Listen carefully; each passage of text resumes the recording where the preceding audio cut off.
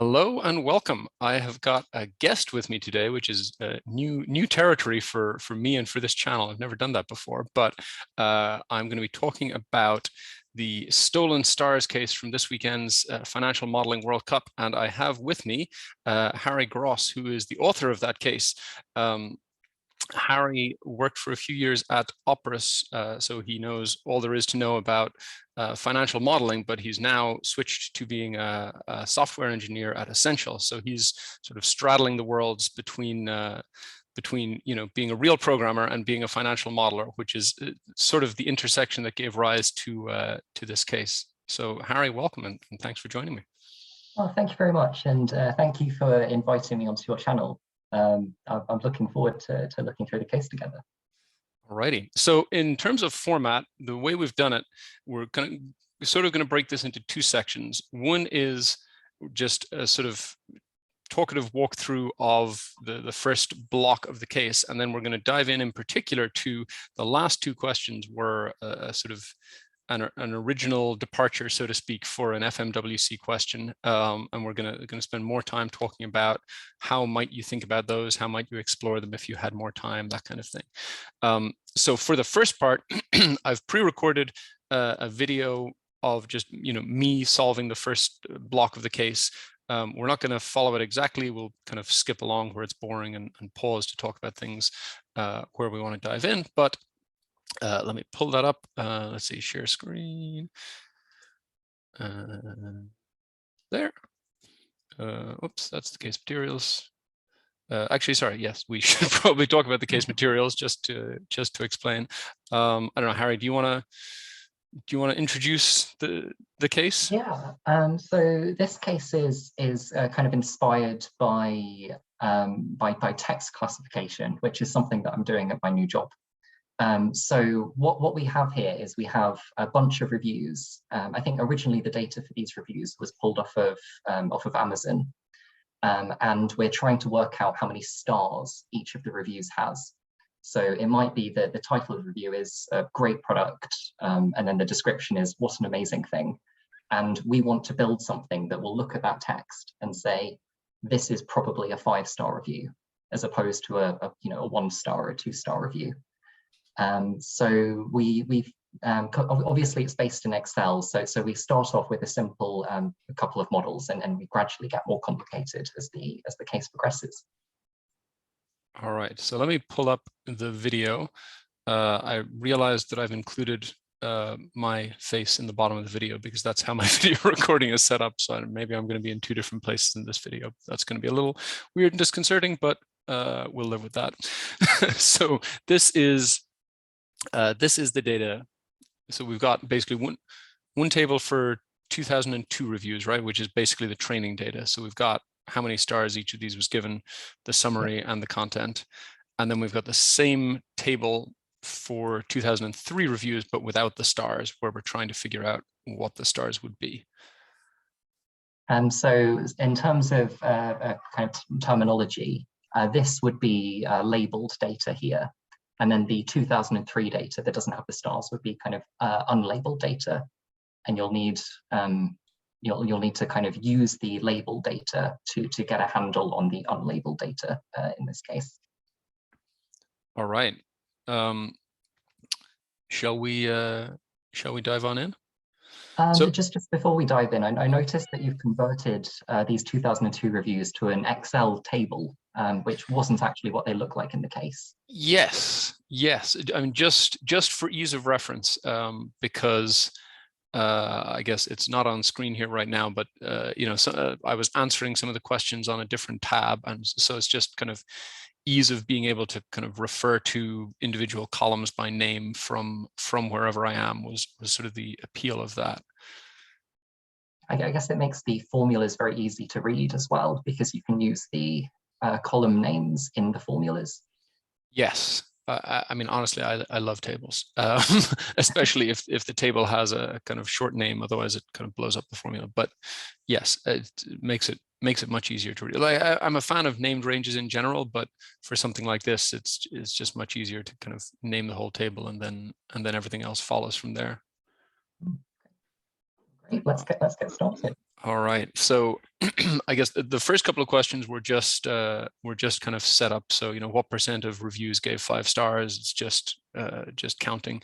And just to explain on question 2, the net incentive payment. So the sort of business context for the case was, you know, you're a business that pays incentive payments to companies that get good reviews, and it looks like you kind of find companies that get bad reviews on your site. And so, you know, the idea was we're missing the star data from 2003, so we need to kind of try and estimate what the incentive payment would be without having the original data.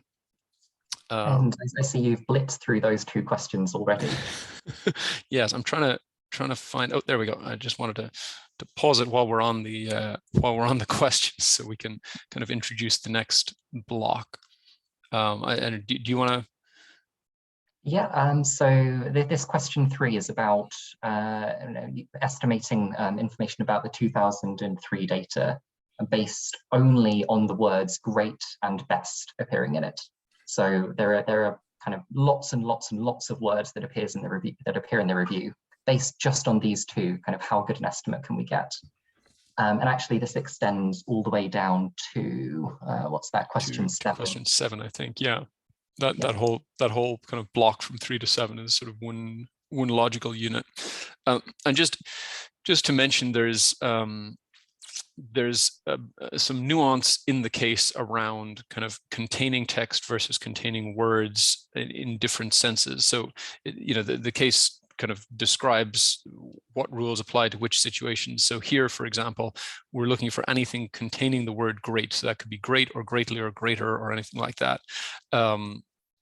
But there are other questions later where we're interested in, you know, is the word great in between 2 spaces there, or there's kind of stuff dealing with punctuation as well, but we'll come to all that. But for now, it's just, is it in there at all?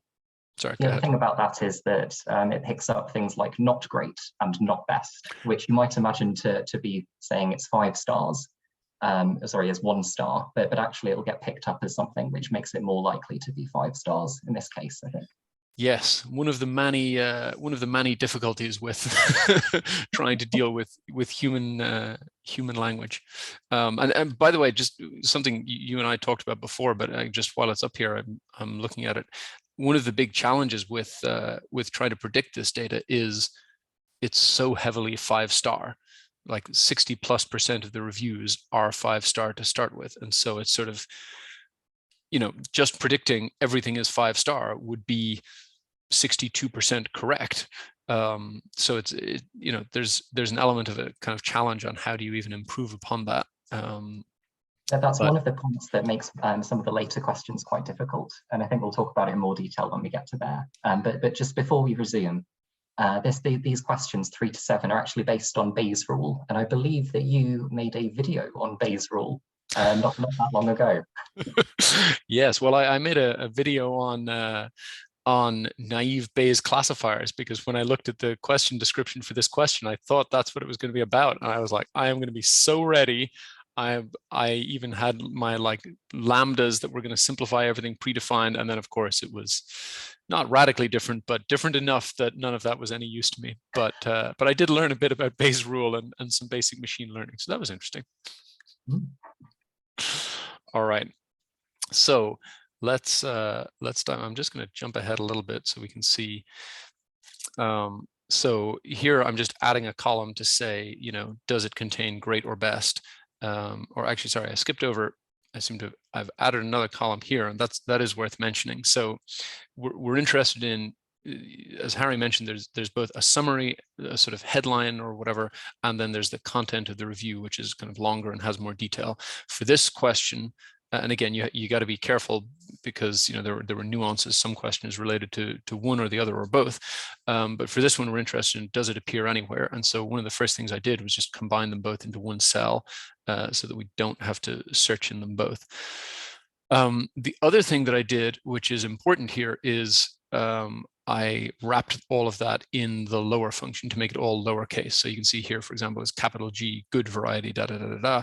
Over here, it's a lowercase g. And that's because the brief for this was to be case insensitive. So it doesn't matter if it's kind of capital G or all caps or all lowercase or anything else. We're just interested in, contains those 5 letters in a row. And the reason that I'm lowercasing it is because this function here that I'm using, find, is case sensitive. And I know this has tripped me up in the past in like real world work, trying to whatever, how many times does this word get mentioned on this tab or something like that? And I confidently asserted it was 0. And then someone said to me, well, but it's not 0 because here it is just, with slightly different capitalization. I was like, oh, damn. So that's when you have to watch out for it. There's the way I actually dealt with this on the day, if you happen to know this, you can use it, is instead of using find, I used search, which mostly works the same way, except it's case insensitive. So find is case sensitive, search is case insensitive. But there's more trade-offs involved in that, because so search is case insensitive, but search can also use wildcards. So you can use like an asterisk to mean any string of characters, or a question mark to mean any one character. And so, right now we're looking for great or best, but later on we're searching for punctuation, a question mark or an exclamation mark. And if you're not careful about how you do it, you search for a question mark and it's going to say every single one of these contains a question mark, because a question mark can mean any wildcard character. So that's the sort of trade-off there. You can either lowercase the whole thing and then use find, and that does not use wildcards, or you can use search, but then you have to be careful with wildcards. And with any kind of text, block of text as big as this, there's going to be asterisks and question marks and other things that you have to be quite careful with that. I tripped up a couple of times in actually doing the case of, matching, oh, this word is in the list, but it turned out actually there was just an asterisk in there somewhere. Had to be quite careful writing the case description as well. I think whenever you find a case that deals with text, always check that very carefully. Yes, and I mean both a case and in real life, except that in real life it's not enough to, carefully read the precise instructions. You got to figure out that stuff for yourself. All right, so let's jump ahead. So we get, after doing all that, we get a column that says, does this contain great or does it contain best? And then what I'm setting up over here is just, here are the values in that column. We're going to count each of those. Actually, sorry, let me jump back and grab that formula. So here I'm just saying, oops, unique of that column.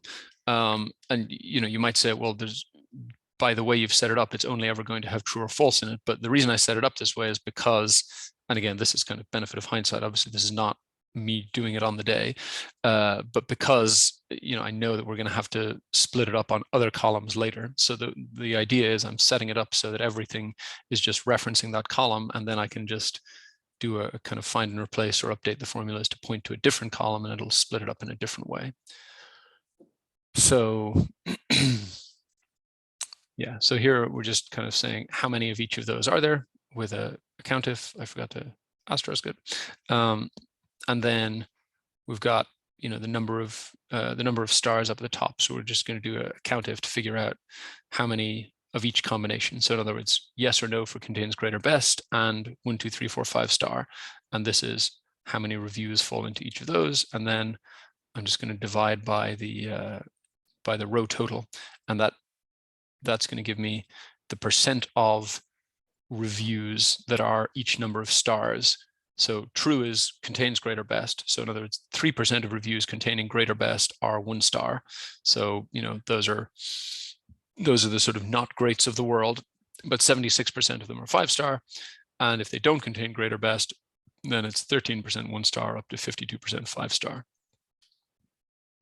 I think compared to the skewness of the original data, that's pretty good as two words go. Yeah, that's. We'll talk about kind of best words later, but these two aren't bad. Yes, it's a solid start for coming from nowhere. I mean, it's interesting. One of the big things about working with text, I mean, I guess especially in Excel where there's more of a calc, limit versus, if you've got tons of supercomputers all kind of networked together or something. But like simplifying things in a sensible way is a big part of doing this well. I mean, we can talk later about how you might go about, like, let's say if this was in a different language that you didn't speak or something like that, how would you think about what words are good predictors? But actually just thinking to yourself, what would I write in a good review? What would I write in a bad review? Is a pretty sensible way to start, dividing this up a little bit. All right. So I think that's, oh, whoops, did I hit pause again? Oh no, we're playing. I'm just not moving very much. I must be thinking. But in any case, I think the rest, once you have, those few kind of intersections of numbers, these are all just sort of different ratios of them at that point. It's almost like you built the model to do questions 3 to 7 kind of all together, and then you're just pulling in the answers. Yeah, exactly. So for the next block of, sorry, let's go back to where we have the questions. For the next block of questions, we're getting into purity. So let me just pull up the handy dandy instructions here. And do you want to talk through, or I'm happy to if you prefer. So the purity, this is about saying, so if you think about, say, a chemical process where you were trying to separate out, say, potassium from sodium, your purity would be a kind of a measure of how much potassium you have in this section and how much sodium you have in this section. And can we edit that out? Well, why? That made sense. Because I have no idea where I'm going with it. I'm sorry. I'm totally leaving that in. All right, well, let's moving swiftly on. The idea is we're working out kind of the concentrations of stars in a bunch of boxes. We're going to partition the original data into a bunch of boxes, and we want each of those boxes to be as pure as possible. So we want, for example, this one to be mostly 5 stars, this one to be mostly 1 star, and this one to be mostly 3 star. It turns out it's actually pretty difficult to do this in Excel with text. But what this thing here, weighted purity, gives us is a way to measure kind of the quality of our tree by how pure the outputs are. So what we're going to do is we're going to build a tree process, basically a sequence of ifs. So in this example here, we start with the original data there, and then we're going to split it into 2 branches based on whether it contains a full stop. The measure of how good the discriminator is contains a full stop. It is based on how pure those 2 outputs at the bottom are. Now, purity is quite a hard thing to get your head around, but if you've ever, I don't know, studied kind of finance in detail, you might have heard of market concentration measures, which are pretty much measuring the same thing. They're measuring the purity of a market, where 5 stars would be the same as say Apple if it was the tech space, and then maybe 4 stars would be Microsoft.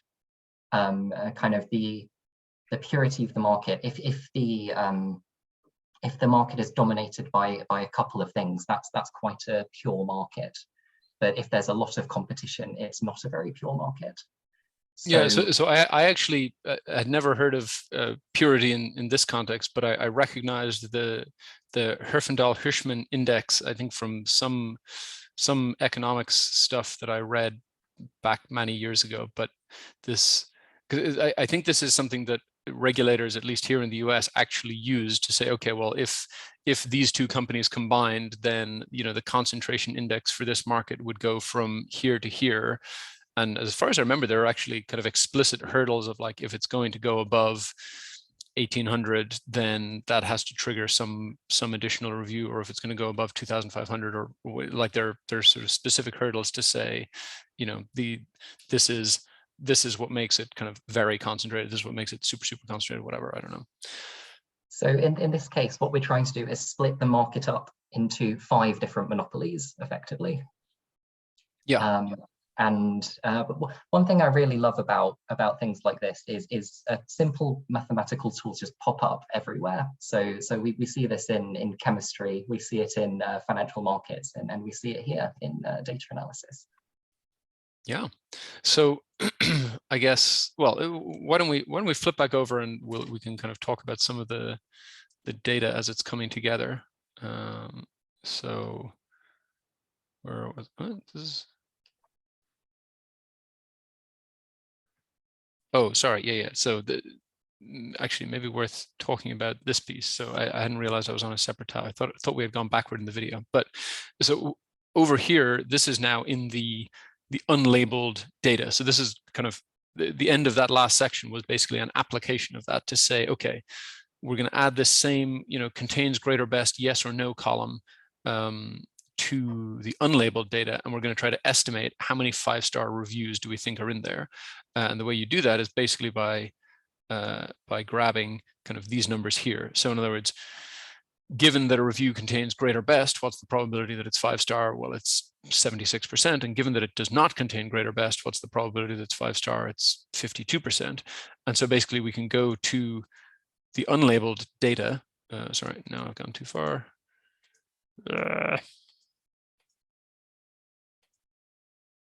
Here it is. We can go to the unlabeled data and add in an estimate for 5-star review, which is basically just, we're going to look up that, you know, true false for contains great or best and return these probabilities here. So, you know, 76% chance. And questions 3 to 7 are pretty much just the first tree, just the first a single tree, just much like the one that we saw a second ago in the picture, with obviously great or best instead of the full stop.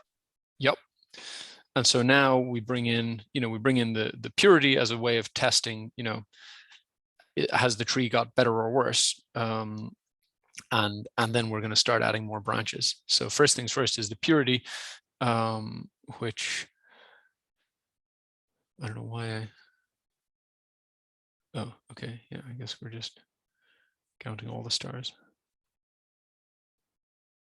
Oh, right. Sorry. Yeah, because it was asking to do the purity before it was split. Okay. Now I understand what I'm doing. So by even though this is the increase in the weighted purity, we're going to see kind of how much better this is after we split it in 2. Yep. So this formula here is just the kind of simple way to do the purity. Sum squa is just the sum of the squares of these. Obviously, you can kind of do it from first principles other ways as well. If you don't know that function, you don't need to do it that way. But if you know it, it's pretty simple. So it's just the sort of concentration, meaning the squares of the sort of market shares of each number of stars times the total number of things in it. And so the idea is that basically if you split your data into 2 subsets, you can calculate the purity of each of those 2 and sum them up and say how basically any way you split it, the purity will never go down, because it's kind of the worst you can do is maintain the exact same split in both branches. But you can say, well, how much did the purity go up by when we split the data? So now this is basically the baseline to say, okay, 10,123 is the purity before applying any split. So now we're going to, oh yeah, I guess, so this one was using the length of the content as a predictor for the first tree we did. So it kind of is a direct alternative to great or best. It's how long is the review? Is it longer than this critical amount? And now I've copied those formulas, but then forgotten to update the column references. So this is going to start off wrong, but hopefully I realized that pretty quickly. Oh yeah, you can see the confused look on my face. I know that number's not right. All right, let's skip to where, all right, there I've... It's too bad as a Yeah, well, if it was 14 minutes on my first go, I would have been very happy with that. I think that's probably what Lawrence's time was. It must have been. That was pretty blazing to get the whole thing done in what was like in less than an hour and 5.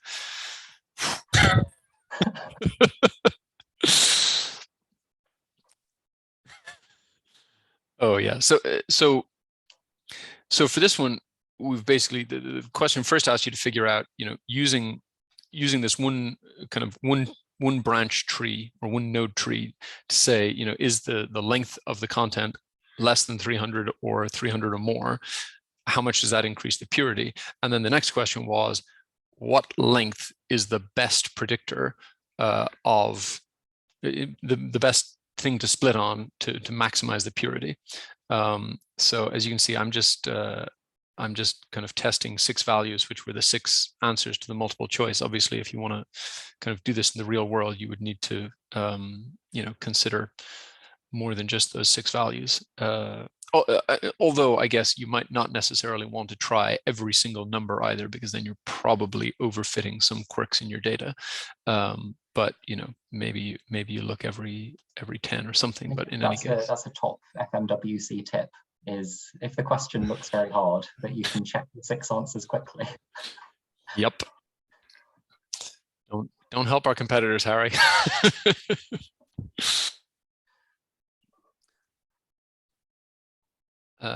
But I guess if you watch my videos, you've probably seen me use this trick a lot recently because it's great.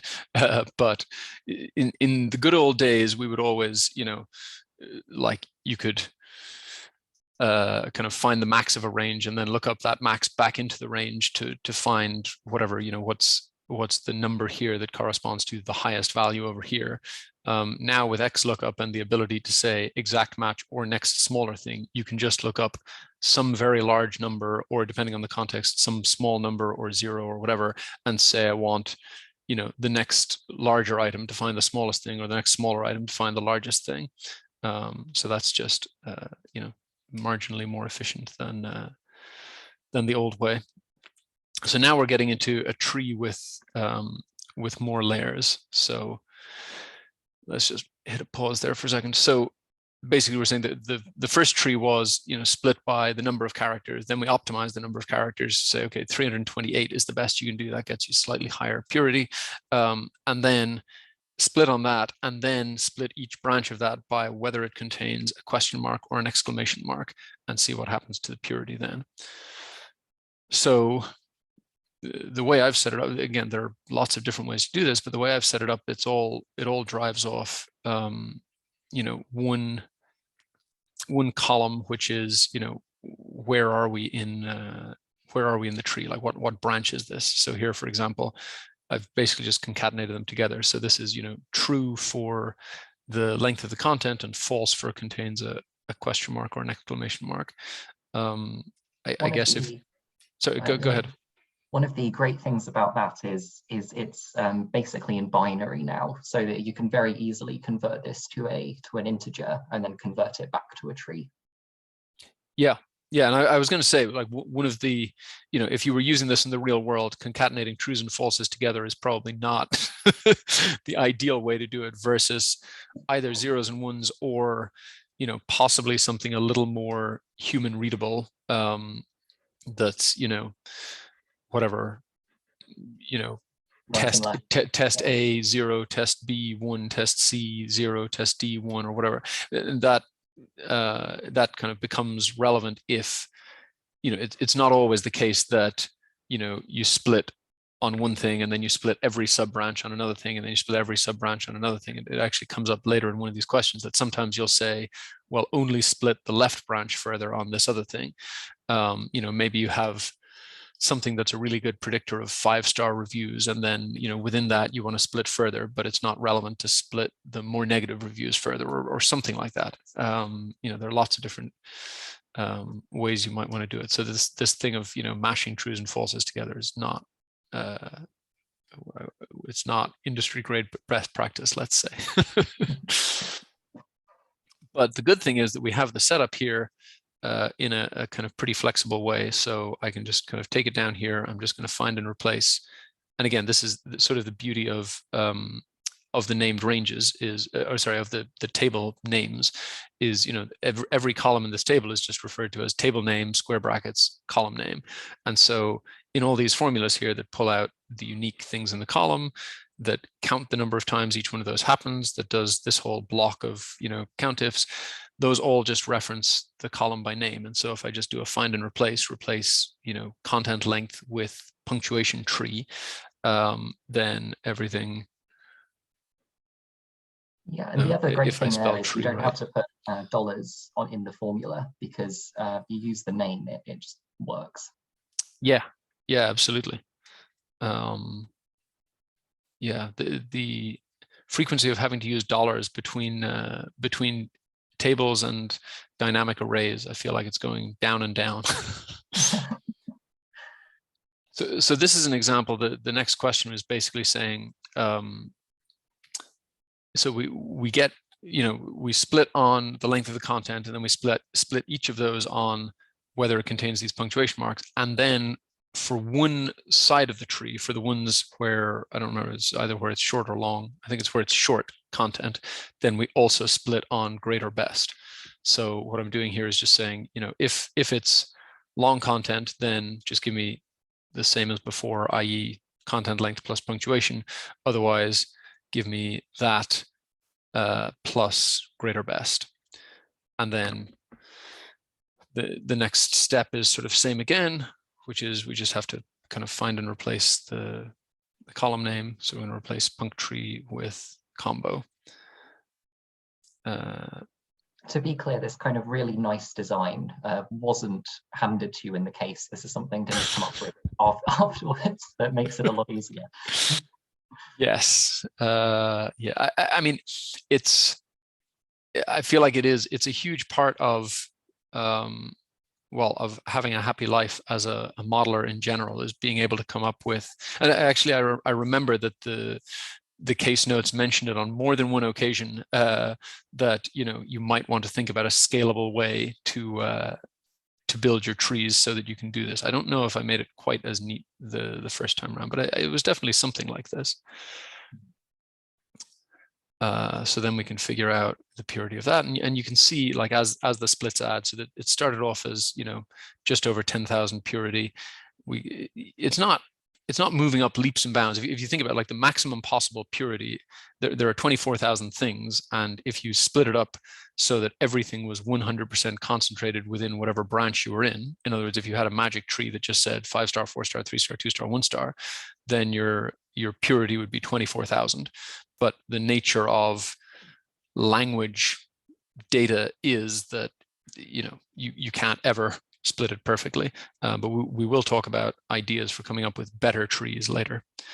You could build a huge tree which split every single review into its own box, but it wouldn't be very good at then being applied to other data. It would be overfit, as we say. Yes. It's again, I guess, for viewers of this channel who are kind of more financial people than data scientists, that concept is a pretty relevant one. So it's, if you, I'm just going to pause this video because it's distracting me in the background.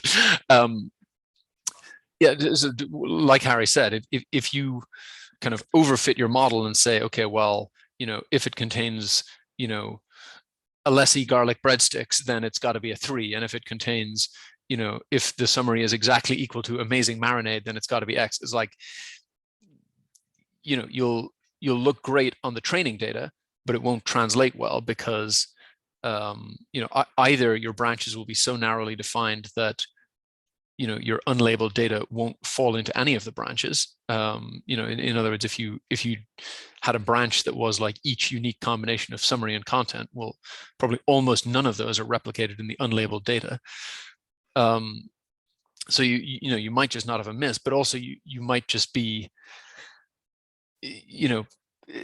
like, there are so many kind of quirks and redundancies and oddities in just the way people write and speak that you'll almost certainly be picking up a lot of noise as well as whatever signal might be in there if you overfit. Absolutely. So here, I think that the last question in that section was just basically saying use that tree that we've built to predict what's going to happen, what's going to happen in the unlabeled data. And just to mention, one of the nice things, another nice thing about tables is, I just copied the header row and the first formula column into each one of these and dropped them in. The nice thing about that is, I don't have the exact same column structure in the two tables. So like, for example, this 5-star estimate column doesn't exist in the first one, the stars column doesn't exist in this table, and so on. But if I basically drop those formulas in there and then just do a search to remove the other table name, then it will kind of carry those formulas over here just based on the names of the columns. So in other words, if I have, if the relevant columns here are content and both lower and great or best, then as long as those 3 columns exist with the same name, it doesn't matter what other columns are in other places, in the way that, with just a regular formula that's just talking about, well, the column that's 3 away from me or the column that's 2 away from me or whatever, you wouldn't be able to copy it over and have it work without a bunch of rearranging unless all your columns appeared in the same order. So that's just another kind of small advantage of working with tables. So you can see I'm just like grabbing the name there and find and replace to get rid of it. And now it's referencing the column of the same name in this table, and then you just need to copy it down. And then of course you need to put in the data up here that these refer to make them work. And then you've got your same kind of tree classification here. And so again, we're just trying to do an estimate of the incentive payment. So we're just going to look that up into our table here and get the average incentive payment.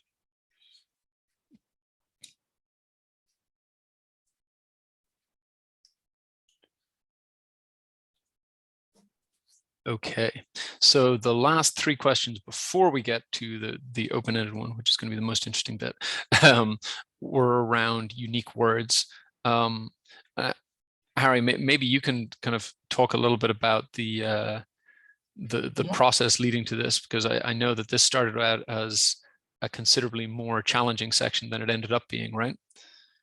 That's exactly right. So this section 14 to 16 is inspired by something called nearest neighbors, which is another kind of classification algorithm.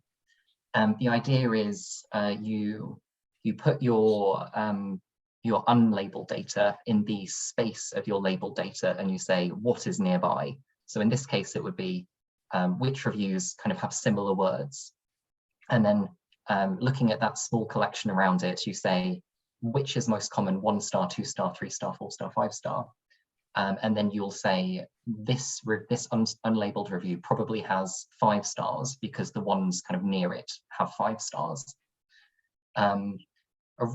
Originally, I wanted to do this on the descriptions of the reviews rather than the titles, but there's kind of so much noise in there with words like a and an and the that it kind of just gives nonsense results. So we ended up going for the titles instead. In the end, it turned out it's kind of a bit difficult to do all of that within the hour. So rather than actually asking for the nearest neighbors on all 10,000 items, we kind of only apply it to the first unlabeled item, which is which is called misleading minis, as we'll see in a second. Yes.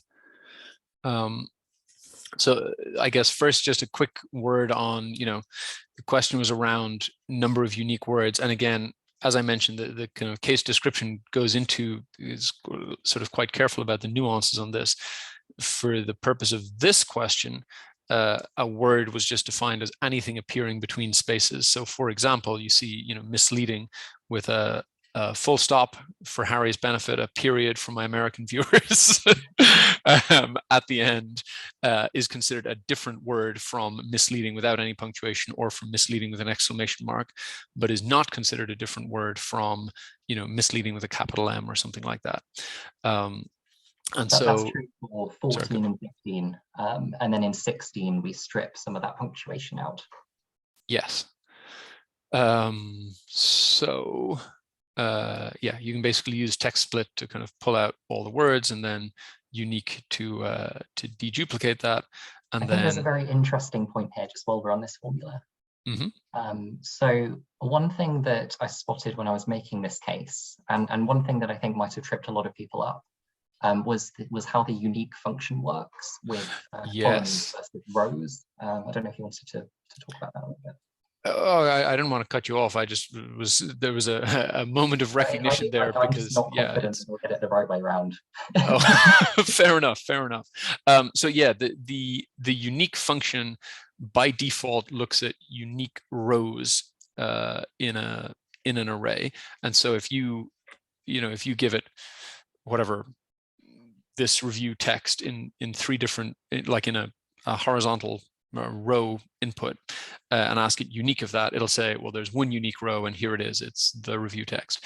But if you wanted to do unique, so I guess there's kind of three conceptually separate things you might want, right? Which is like unique rows, unique columns, or just unique values. It is designed to do unique rows. There's an option that you can add, just like an optional extra argument to say do it by columns instead. If you want to do actual kind of unique values from a 2D array, then you'd have to use like 2-row or 2-col first. So here, basically, if you use kind of text split and unique each in their kind of most easy way, which is to say you split on the first thing in text and then use unique, it won't work together. So here, the blank argument between the two commas there is where you would put the column delimiter. So in other words, if I had put the space in there, it would split it into columns, but because I left that blank and put the space as the row delimiter, it splits that into rows instead. And so then it works with unique. So you can either do that, or you can put the space as the second argument rather than the third. That'll split it into columns, and then you just have to put an extra argument in unique to split that. I personally think it's quite counterintuitive that unique doesn't do unique values off the beginning, but hey, I don't work on Microsoft. Yeah, I mean, I guess, yeah, in a world where you think about like data tables most of the time, like if you're, a SQL person or a Power Query person or something like that, it probably feels pretty natural. If you're like a financial modeler, it probably feels a little less obvious, like why is it doing that? Why don't you just tell me all the unique values in this thing? But yeah, I mean, it's part of the joy and I'm sure immense pain of working on the Excel team is like you ask 1,000 people what the correct natural use of the unique function should be, and you probably get 300 different answers. And you ask whatever they have, like 1 billion users, then you're just doomed no matter what you do. And in fairness, I have the ability to write my own Lambda now, if I think I have a better idea. That is true. That is true. It's, funnily enough, the first Lambda I wrote was before 2-row and 2-col were available. I wrote my own version of 2-col exactly so that I could get the list of unique values in a 2-dimensional array. That was my first foray into using Lambda. All right. So as Harry mentioned, this looks pretty different if you have to, consider, does it contain any of these 100 words like in the description? But the way the question was actually done was a little simpler, because it was just kind of matching 2 words, misleading and minis, and it turns out minis doesn't have any matches, so you're kind of really just matching 1 word. But so here is. So the first question was just, how often do you match on any one of these? And then the second question was basically with some data cleanup, so like removing certain punctuation characters and removing certain common words like and the and other things, then what would happen? A nasty surprise in there. So here I'm just basically saying, split that text split into, so again, I've got the space back in the first argument here, so it's going to split it into 1 long row. it's going to put it equal to this kind of column, which is just two things, but with the same formula could be 100 things, and just kind of check each intersection of that kind of row by column intersection to see, is there a match there? So it's basically just saying, is there any word in here that's also in here? And then I'm just going to, put a minus on that as just a way of saying, treat trues as 1, treat falses as 0, and then sum them up and see if that sum is greater than 0. And if it is, then you've got a match on a word.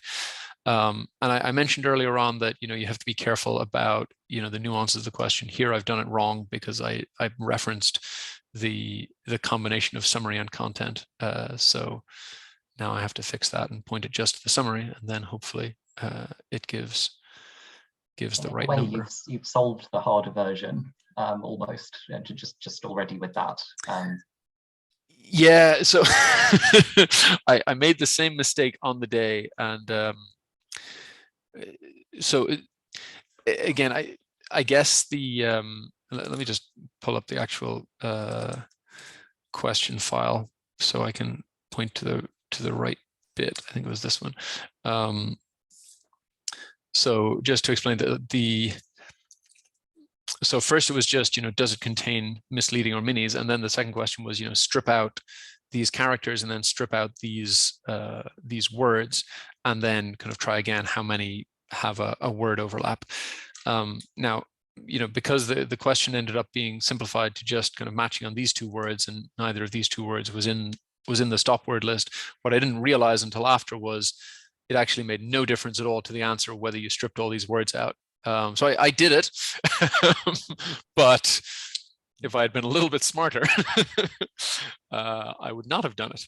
I didn't intend for that to be a trick question. I just completely forgot.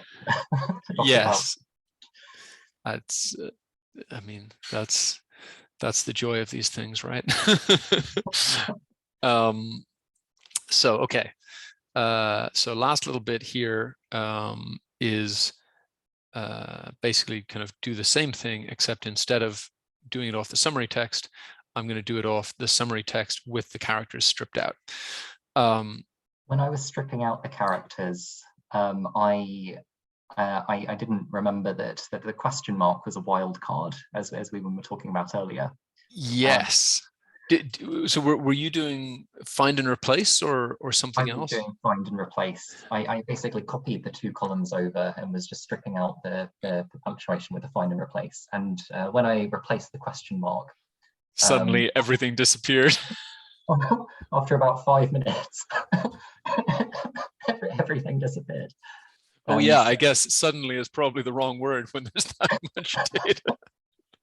So I was secretly hoping somebody else would fall for that in the case. Maybe that makes me sound a bit evil, but I'm very sure that somebody did fall for that. But I will put in a plug. Since we're talking about cool things you can do with modern Excel functions, this is a great, like, wanting to remove a bunch of characters, or like remove all the digits from something, or remove all the letters from something to get just the digits or something like that, is a great use case for reduce. So reduce, which I guess you will probably, as a real programmer, already have been familiar with reduce as a concept, but it's new to us in Excel. But it basically just says, start with something, and for some list of values, apply a function to the starting thing, or wherever you've got to from the starting thing, and the latest from the list of values. So in other words, it concretely says, start with a summary, and go through each of these items, and for each item, take what you've got so far and substitute that character out of it.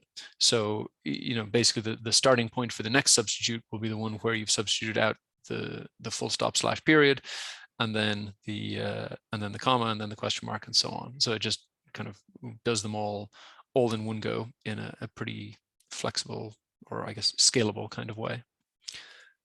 So one thing I've noticed about your modeling is you keep everything very compact, which probably helps in debugging and things like that. Yeah, it's a mixed blessing. I have to be a little careful about it when I'm kind of doing things for other people to interact with, because obviously it's often easier to work out what's going on if if the sort of logic is laid out in grid as opposed to just within one cell. Although I like let a lot as a way to kind of get the best of both worlds, where you can kind of define each step with a clear name and kind of read the logic, but still get it all done in one cell. But yeah, I like my compact style, as I'm sure you've noticed, but it's yeah, it's not always the easiest for people to read, so I do have to be careful with that.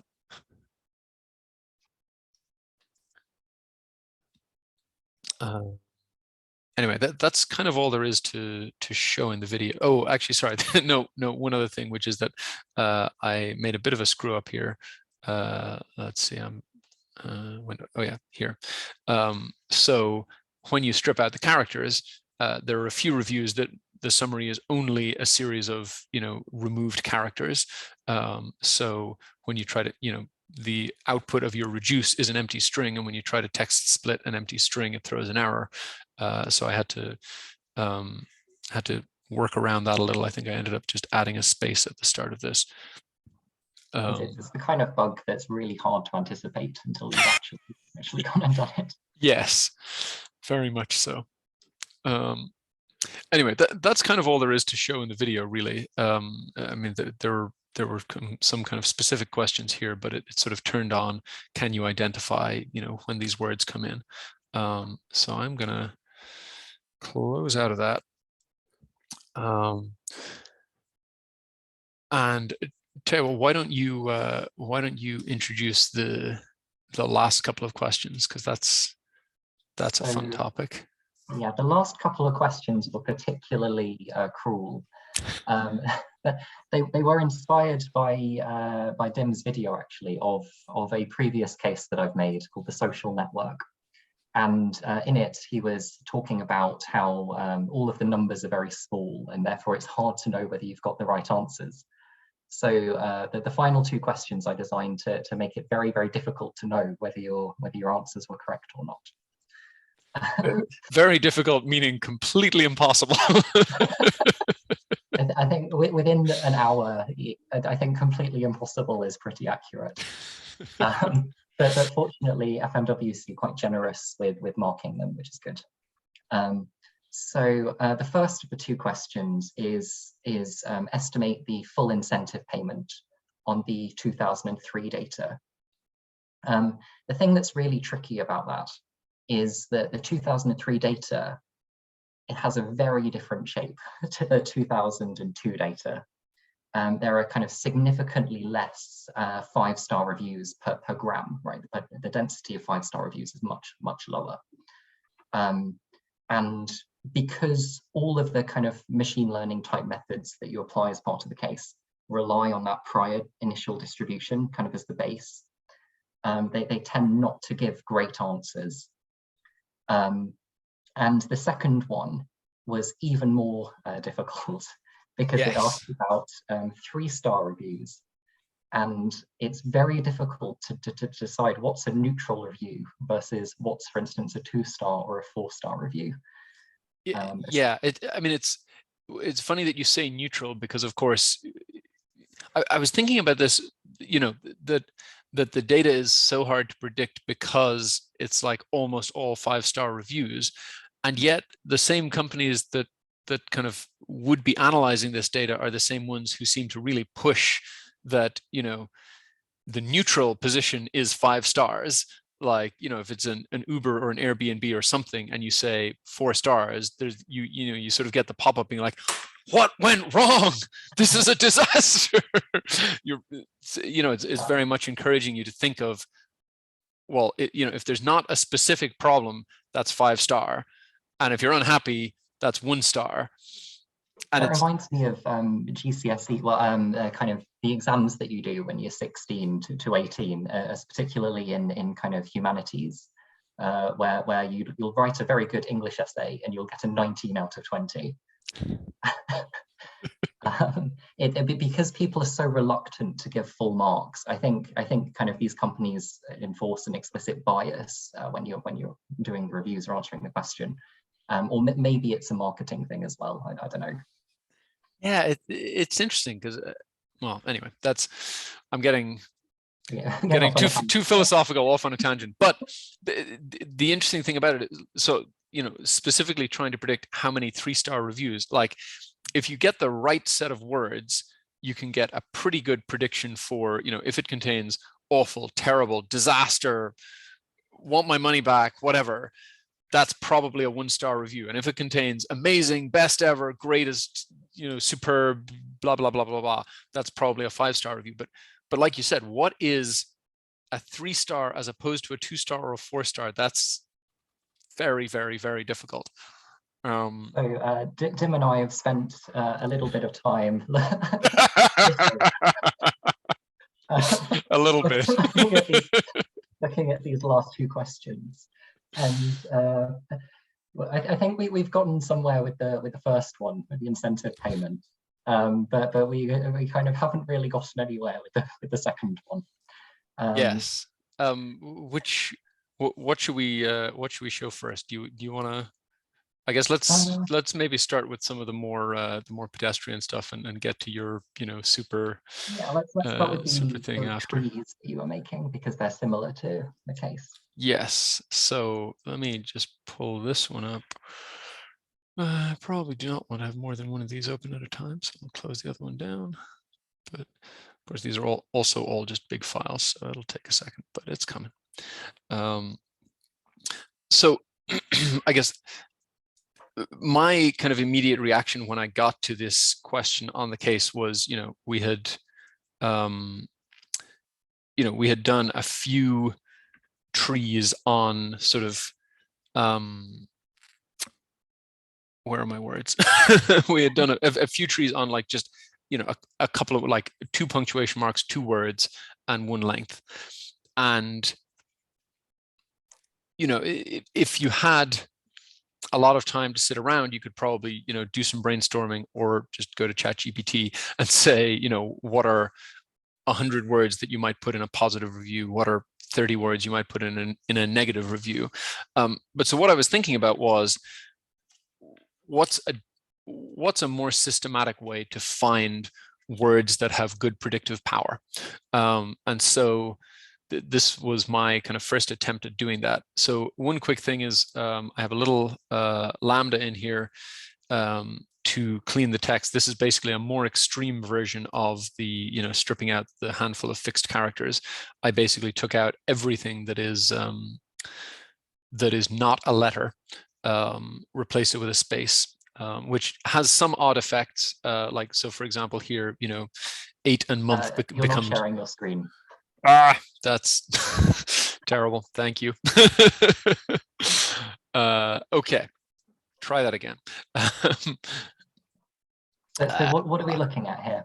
So this is, again, just the kind of starting data here, and then I've got like a cleaned up combo. So this is just using that little lambda, which is basically just saying for each character in here, look at the uppercase version of it and the lowercase version of it. And if those are the same, that means it's not a letter. And if those are different, that means it is a letter. And anything that is not a letter, I'm just replacing with a space and then doing a trim at the end to just get rid of all the excess spaces. So I end up with something like this. I've actually just left the formula in the top ones and then hard-coded all the rest. So you can see there's like no punctuation at all, which does some odd things. Like here, for example, I'd becomes 2 separate words, I and D. So it's probably not the perfect model, but in any case, it's a starting point. So first I just cleaned out all the punctuation, and then did similar to before, like split it up, took unique of that, and then put it back together to say, okay, this is all the words as they appear. This is all the unique words. And so then my thought was, for any given word, you can say, what is the purity of the tree that you get if you split on contains that word or not? But like I said, you don't want to kind of look at 10, 20, 30 individual words, because it's like you're going to pick wrong ones or ones without great predictive power, and you might just also miss things as you try to sort of brainstorm that. So my idea was, okay, let's just take all the words here and figure out for each one of them, how many reviews does it appear in and how many stars does each of those reviews have? And that is basically what this table is. This is the output of a Power Query query, which I'll show you in just a second. But so, the idea is whatever, like appears in 7,575 reviews. And of those, 4,000 are 5-star, 1,400 are 4-star, and so on down. And once you have that data, you can work out, without anything else in between, you can work out a purity score. So basically what you're saying is, the purity of this branch is just, these divided by this total gives you the sort of market share of each number of stars within this branch. And then if you just take the total numbers, like total number of reviews of each star and total number of reviews, subtract each of these from each of those, and that gives you everything that, for example, does not contain the word not. And so you can work out the purity of that branch. So there's basically just kind of one formula here that is working out. So, here you have the market shares of all those within, ones containing not, and this one is the market share of all those within the ones not containing not. And you can add those together and get an overall purity. And so the idea is you can then sort that in descending order by purity. So as it turns out, not is the most predictive single word that appears in here. And I mean, you can see that like whatever, about 2/3 of the 1-star reviews contain not, even though it's only in about half of the overall reviews. So that's like quite a skew in favor of the negatives. And again, but is not and but, I guess, are, I liked it, but, or it was, it was not great or whatever. Great is very predictive in kind of the opposite direction, which is, it appears in about 1/3 of the total reviews, but almost all of those are 5-star. And, love, I don't know why was is predictive of anything, honestly. And if you look down here, you'll see that this is like the product of my, of the way that I did the punctuation. So like didn't or wasn't or couldn't or anything like that has a single letter T, which is the whatever 8th most predictive overall word, which is a little bit odd. Anyway, so that tells you how predictive individual words are. So the first thing that I did was basically just build a tree with, I think I basically said, I'll go down as far as here because using the letter T just seems too random. So I just built a 7-layer tree where each layer was just contains or does not contain this word. And so you can kind of combine them all into one. And then, with this, the exact same formulas as before, we're just taking, the uniques, counting them, getting the market share. So those 0s and 1s there are the equivalent of our trues and falses before, are they? Exactly. So let's see, whatever order I concatenated them in. So 0 is contains, 0 is does not contain not, 1 is contains not. Then the second digit is whether it contains but, great, love, was, would, best. And so let me see. So I think the top purity we got to in the question was like, it's, I guess 10,600, 10,800 something. 10,000 and something, yeah. Yeah. So this one got a decent chunk higher than that. I got to like 11,689. So not terrible. And so I looked at that and I thought, well, what if we go a bunch further down and predict on the top 10 words? But you have to be careful because with 7 words, you have 2 to the 7, which is 128 different combinations. With 10 words, you have over 1,000 different combinations. And even with the 7, like all of these branches do actually appear, but some of them are very uncommon.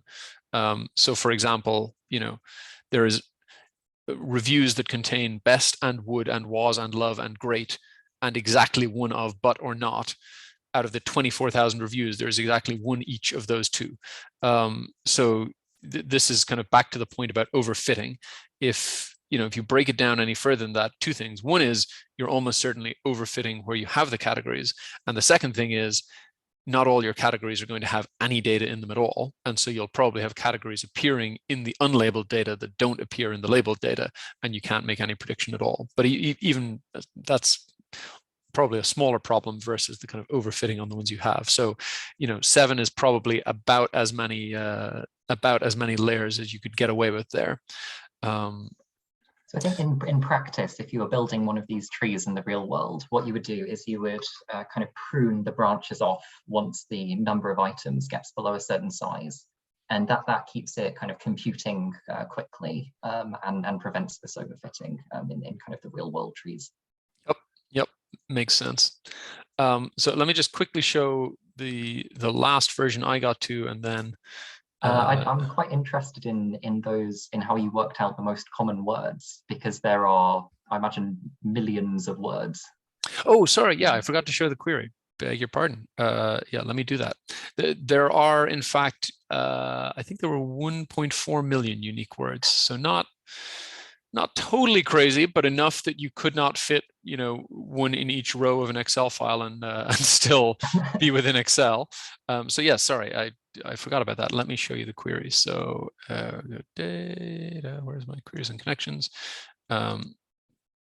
So let's edit this. I'm going to move our faces out of the way. So this is, I'll run a little bit slowly because the table is enormous, but once it's loaded up, it shouldn't be too bad. So this is kind of at the limit of what Excel can do. Not quite.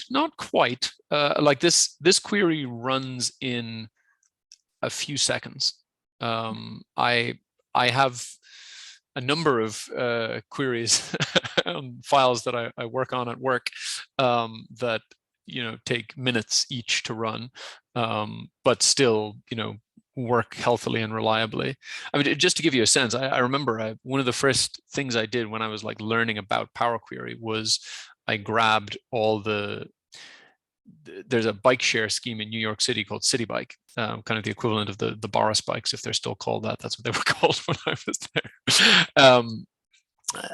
That they basically publish data on every ride taken, which in a busy month could be over 1 million rows of data. It's like, where did it go from, where did it go to, at what time, yada yada yada.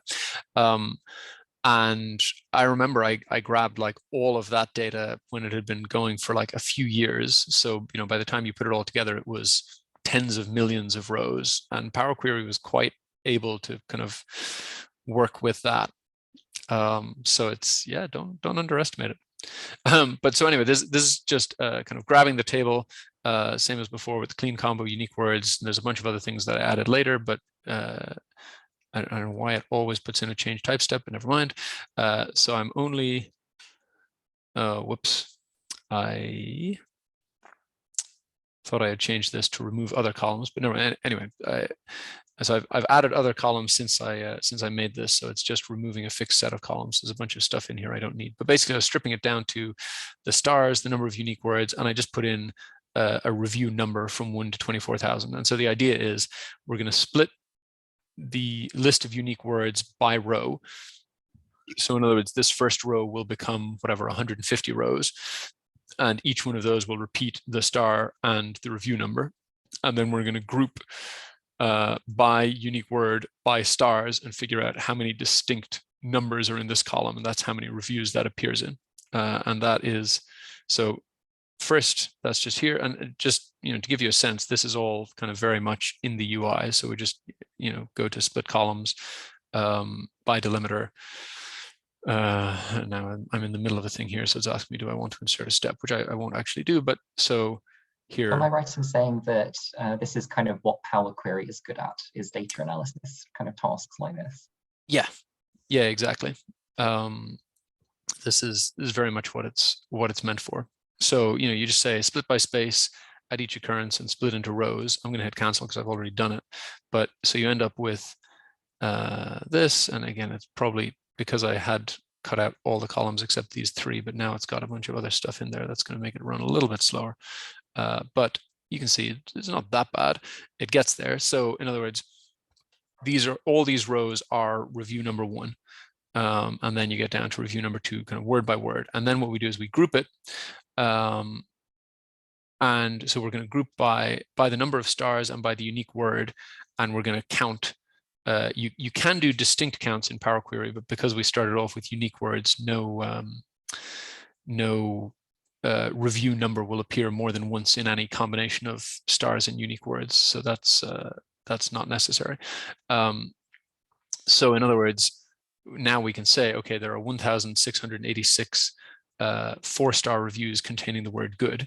And then you can just pivot on that star column to put those across the top. And it kind of naturally, so you can see all the different flavors of amazing, arg, etc. And so then we just have whatever here, obviously most reviews contain A, so that's all filled in. But then here, for example, it's present in 5-star reviews and no other reviews. This is actually where the purity is quite a useful measure, because if you just sort this table by how many times does a word appear, then something like A that has minimal predictive power will be right up there. But you also don't just want to say, well, which is most predictive, because here's something that's super predictive. Everything that contains is 5-star, but that's not a useful thing because it's so small. And so that purity measure is actually a really nice kind of way to say, okay, what do we sort this on to get a useful take? So last thing I tried, and then I'll turn over to Harry because he did something much cooler.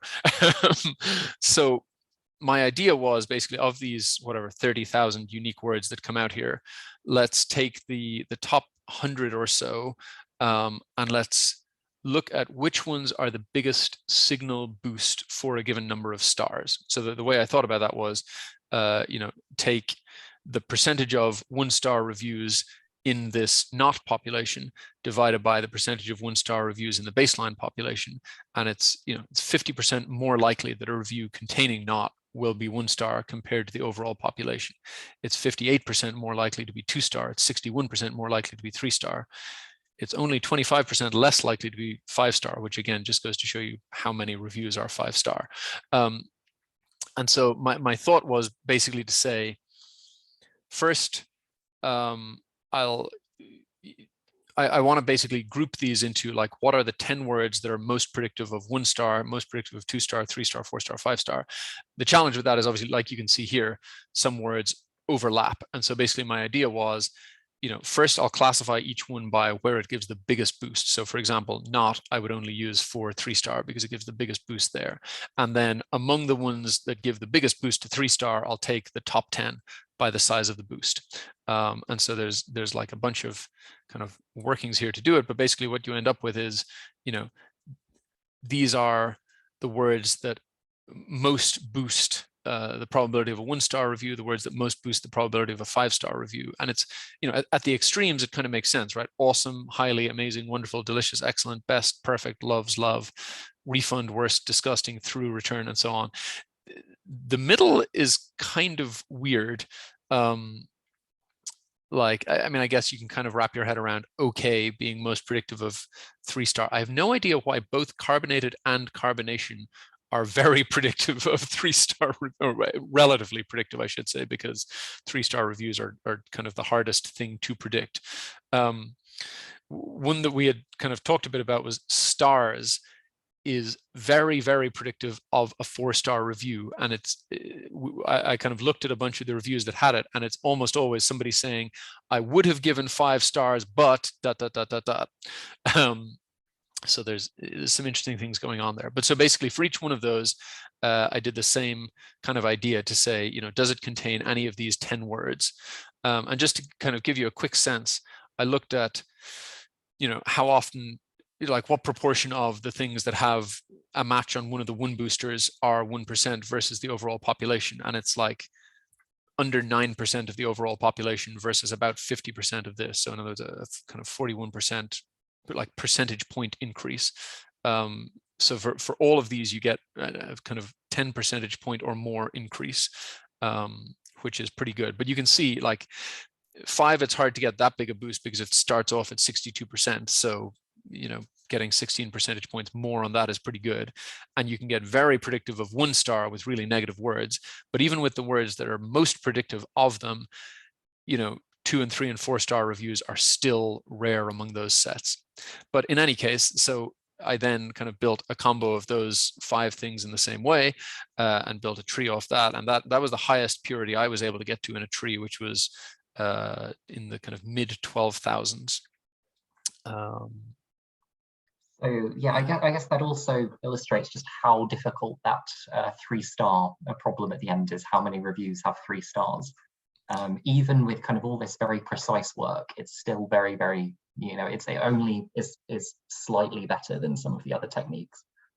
Yeah, and honestly, a lot of them are only slightly better than, like, for predicting any individual review.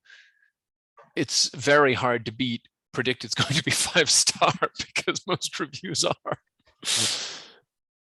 True, that's absolutely true, and we'll talk about that a bit more in a moment.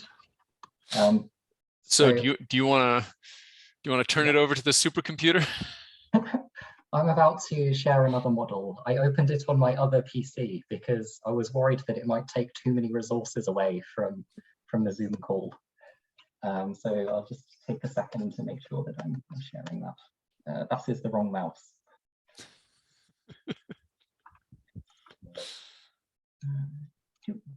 Cool. Can you see that? Yes, now I can. So for the last few years, maybe not this year, the best kind of machine learning thing that people would have heard of is neural networks. So what I tried to do was build the simplest possible neural network and apply it to this problem and see how it did on those final 2 questions. And it turns out that the simplest possible neural network is conceptually quite simple, but not simple to implement. Let me explain maybe what a neural network is. So a neural network is basically an approximator.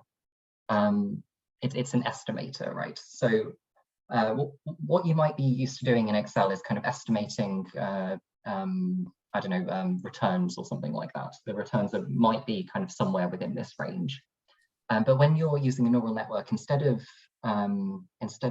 doing that, estimating a value, you're in fact estimating a function.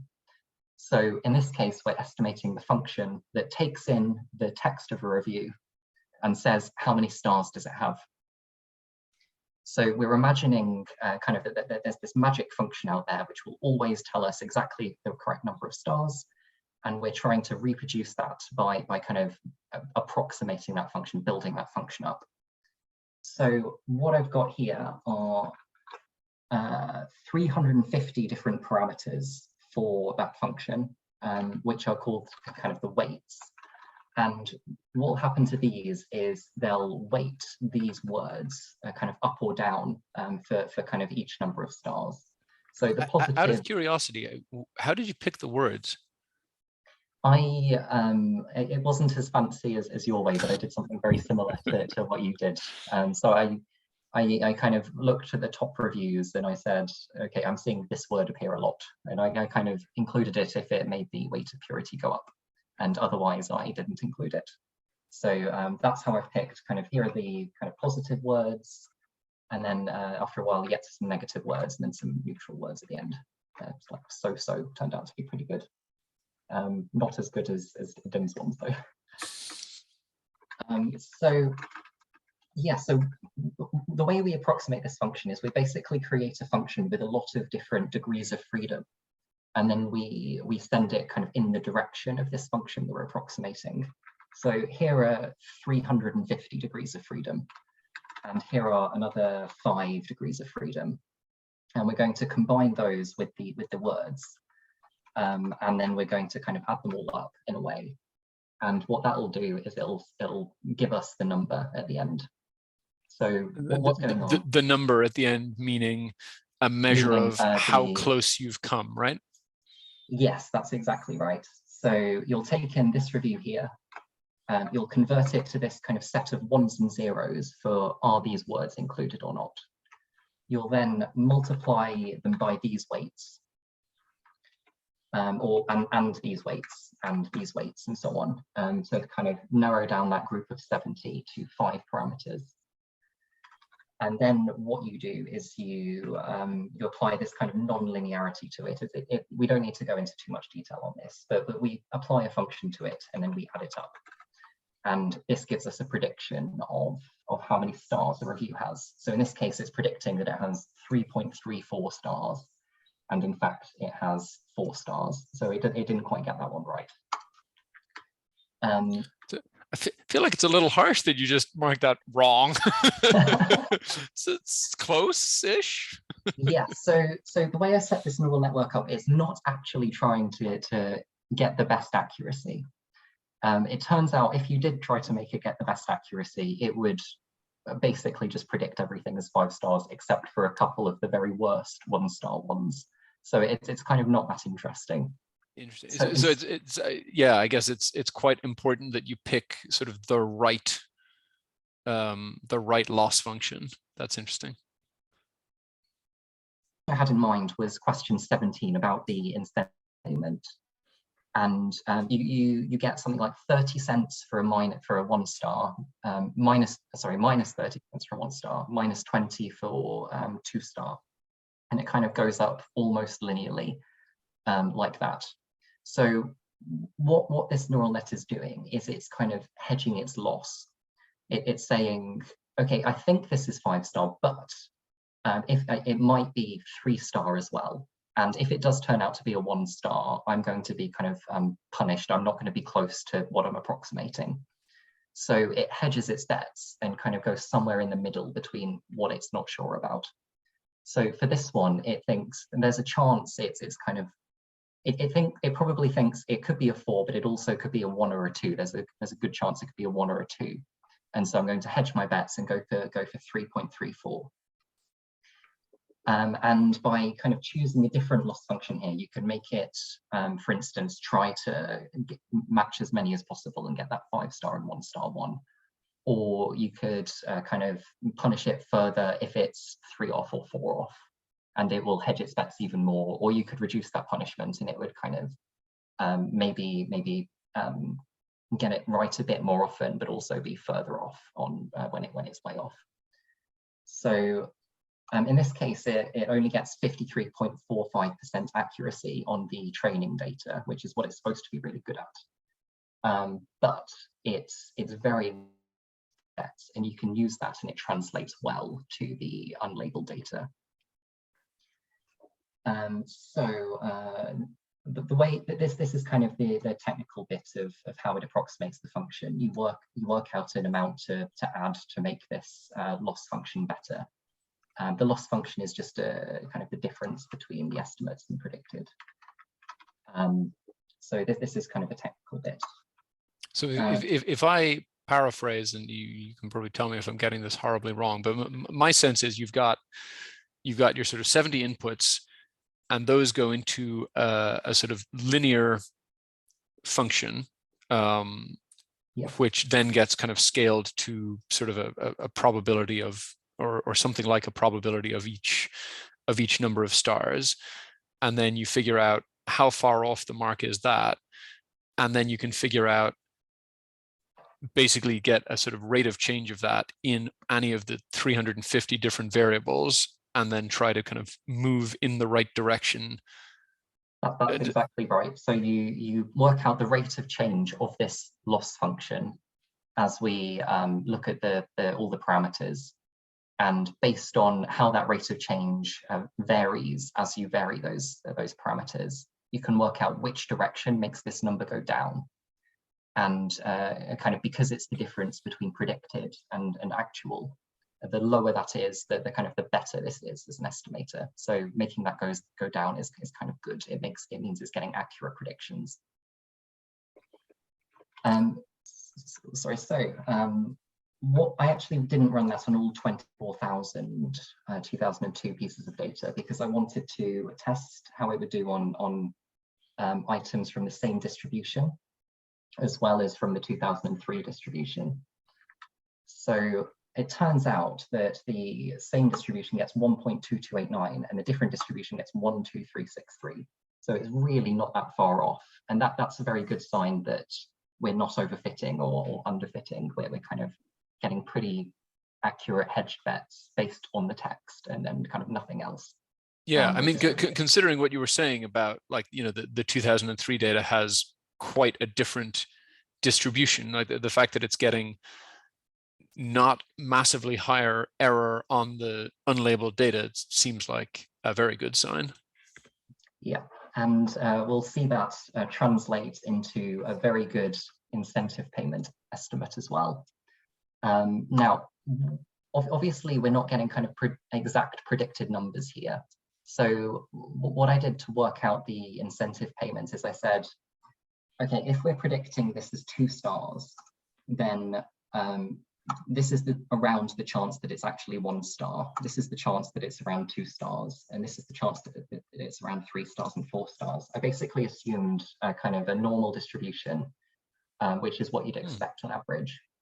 And the standard deviation or the variance you'd assume for it is about 1, because that's you can only see the 2002 data to not be cheating. So I had to go on this average sum square number as the variance, which is about 1. So I assumed that kind of these estimates were accurate to a normal distribution with a variance of 1. And it turns out if you do that, then these are the incentive numbers. And the incentive payment prediction is about, it's really not very far off, which is pretty good because all of the kind of techniques in the question get this estimate to about 97,000 or something. Yeah, that's the number I remember. I mean, I think I maybe got slightly lower 90,000 with some of the better trees, but like definitely nothing that went below 90,000. So they were all a lot further off the mark than this. So the advantage here that kind of gives it this bonus over the other techniques is the fact that it's hedging its bets, I think, rather than trying to be kind of too accurate when it's splitting the branches. So in summary, question 17 wasn't impossible. No, I'm kidding. Close, but not literally impossible. So for context, this took about, I left it running for about 11 hours to train. So perhaps it would have been a bit unfair to expect people to do something like this in the 5 minutes at the end. I mean, the interesting thing is, like, you sort of explained, neural networks as a popular concept, but I mean, what you have here is basically a one neuron network. It's, I mean, you know, you think about what's involved in, something with whatever hundreds of neurons and dozens of layers or whatever. It, like, training one neuron on admittedly not a tiny data set, but also not the biggest in the world is, I mean, I guess that's why people who work with this stuff don't do it in Excel. But in terms of the size of a neural network, you've got the number of parameters, and then you've got the number of layers / neurons. It's a bit, I won't go into the details too much here, but usually you would be seeing kind of at least 2 or 3 layers of neurons for doing anything complicated. So multiply all of this by 2. And because there's a double nonlinearity, all of the kind of calculations get much more complicated as well. So this is kind of barely scratching the surface of what's out there if you go looking at this kind of thing. But nonetheless, a pretty valiant effort to have been able to produce this in Excel. I felt pretty guilty about these 2 questions being very difficult, so I thought I would work very hard to get a good estimate through a kind of proper method. As for the final question with 3 stars, I don't think, but I tried a few loss functions for that, but I didn't do nearly as well as I have on this one. So on that one, I'm still stumped. If anybody in the comments has any ideas, do let us know. Yes, well, I was going to say let us know in the comments, or you might just want to go directly to Amazon, Netflix, whoever. They'll probably pay you a lot more for the information than we will, because it's, I mean, it's honestly just it's just a really like if you asked a person to read a bunch of reviews and identify which ones are 1-star and which ones are 5-star, they'd probably do pretty well. If you asked them to read a bunch of 2, 3, and 4-star reviews and identify which ones are 3-star, it would just be really hard. And Yeah, like you'd it's probably exactly the get same a thing. Yeah. fraction of them right. I wonder if anybody tried that in the case where they just took 100 and said, how many stars do I reckon this had? To be honest, it might have been better than some of the trees that we made. Yeah, well, I mean, it's the interesting, obviously you and I have both just, out of curiosity, spent a long time bashing away at this, but my immediate thought on like looking at it on the day was, when it's kind of unknown, unlabeled data, like it's not inconceivable that you would do a bunch of stuff that would like increase the purity of your tree and yet still move you away from the correct answer. And so my reaction was kind of, well, I'm definitely not going to, like, I've got a semi-plausible model in the kind of, 3-branch tree, and I'm just going to use that to answer it, which tactically I feel like was probably actually a sound decision, but it's. I think maybe the tree approach is not the best for text specifically. It was great for this Excel case because it was easy to kind of explain, but because there's so much kind of nuance in sentences, it's very difficult to get a good answer out of the tree on that. In practice, when working with trees, kind of in the real world, what data analysts will do is they'll generate kind of maybe 5,000 trees by choosing random parameters. And then they'll do basically majority vote on each review. So they'll plug the review into each of the trees, and then if 2,000 of them say 5-star, 1,000 says 4-star, and 500 say 1-star, they would go for the 5-star one. And you kind of go review by review on that. The other thing that complicates that type of approach for us is the extreme bias towards 5-star reviews. Because if we did try something like that, I think pretty much all the buckets would just be 5 stars, and we wouldn't do much better than just getting 5 stars for everything. Which again is kind of why this minimizing the loss, hedging your bets is quite good. Yeah, I mean, it's funny. You say extreme bias toward 5 stars, but I feel like nowadays 60% 5-star isn't even very extreme. Like I would have to guess that, the average or the proportion of something like Uber or Airbnb ratings that are 5-star is probably more than 60%. Like every driver I ever see is like, average rating 4.9 plus. It's like. Yeah, it's a tricky one, and I do wonder what they do kind of in the real world to deal with that. Although to be honest, they probably know how many stars their reviews have, so they don't necessarily do something like that. That is true. Although I guess the thing is, I guess Uber, it doesn't matter, but like if you're Airbnb, say, and you kind of heavily encourage everybody to give 5-star reviews, then if you want to derive any information, you kind of have to derive it from the sentiment of the text that goes with it. So, but anyway, that's. You've got some demographic information on the customer probably as well, and they, to be honest, they probably go mostly on that, I think. But I'd hope they do the text classification stuff as well, because it's really cool.